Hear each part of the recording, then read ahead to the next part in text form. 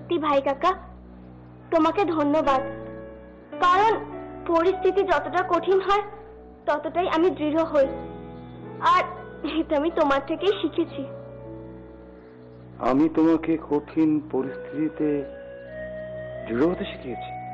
হ্যাঁ ভাই কাকা, তোমাকে চোখের সামনে দেখেই তুমি বড় হয়েছি, নিজেকে নিজে প্রস্তুত করেছি, তাই না? আর সেই কারণেই তো একজনের মুখে শুধু ভাই কাকা ভাই কাকা, আর আরেকজনের মুখে শুধু খনা আর খনা। তুমি যে আমাকে দেখে উজ্জীবিত হয়েছ, ভালো লাগছে, আমি খুব খুশি হয়েছি। কিন্তু তার জন্য ধন্যবাদের প্রয়োজন নেই। নিজেদের লোককে কেউ ধন্যবাদ জানায়?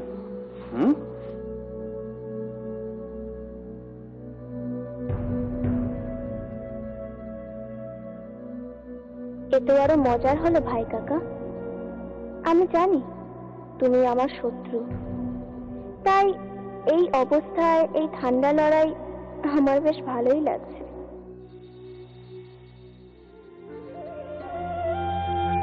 তোমার উপর যে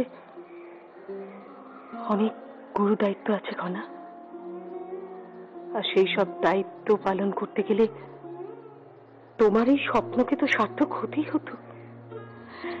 তোমার জয় হতোই খনা, তোমার জয় নিশ্চিত ছিল। সেই জয় তোমার হয়েছে, তুমি জয় হয়েছ খনা,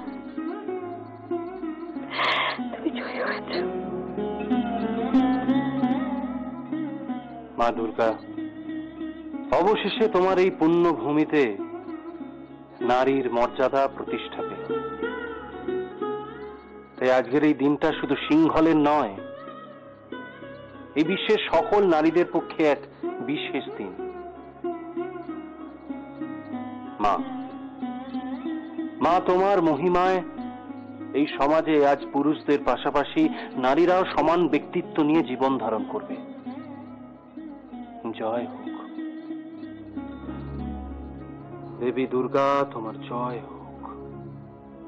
কি ব্যাপার, এখানে কোনো গহনা নিয়ে বিশেষ উন্মাদনা চলছে বলে মনে হলো? পিসি, শেষ পর্যন্ত আচার্যদেব আমাকে এটা নিজে হাতে পরিয়ে দিয়েছেন। এর জন্য এত কিছু? এর থেকে অনেক মূল্যবান রত্ন এবং গহনা সিংহলের সাধারণ নারীরাও পরে, কিন্তু ত্রিজটা তুমি দেখুন, আপনি ভুল করছেন। খনা হাতে যেটা পড়ে রয়েছে তার মূল্য নির্ধারণ এই পদ্ধতিতে সম্ভব নয়, কারণ নারী হিসেবে এই গহনা পরিধান করা ইতিহাসের সাক্ষী হয়ে থাকার সমান। খনা যে ধাগাটি পড়ে আছে তার মহিমা নিয়ে নতুন করে বিতর্ক নাই বা বাড়ালাম, কিন্তু তোমাদের সকলকে বলি, তোমরা প্রত্যেকে যেদিন এই জাতীয় ধাগা পড়তে পারবে সেদিনই না হয় এ ধরনের উন্মাদনা প্রকাশ করো।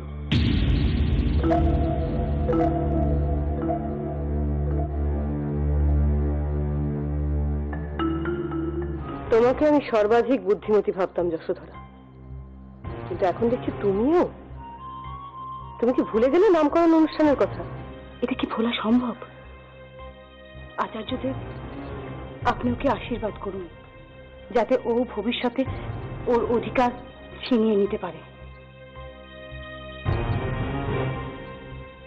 এই শিশু সিংহলের অন্যতম শ্রেষ্ঠ যোদ্ধা এবং অতুলনীয় হৃদয়ের অধিকারী একজন ব্যক্তির সন্তান।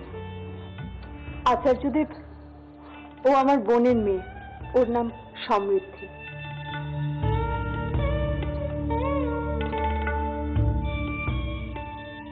সমৃদ্ধি, তুমি বুদ্ধিমতী কন্যা। তোমার দু চোখ বলছে যে তোমার মধ্যে সত্যকে বহন করার শক্তি আর সাহস দুই আছে। তোমার মতো কন্যারাই তো দিগন্ত উন্মোচন করবে। একটা কথা মনে রেখো, জীবন তোমাকে অনেক কিছু দিয়েছে, তুমি যথাযথভাবে তা পালন করো। আপনার কথা আমার চিরকাল মনে থাকবে আচার্যদেব।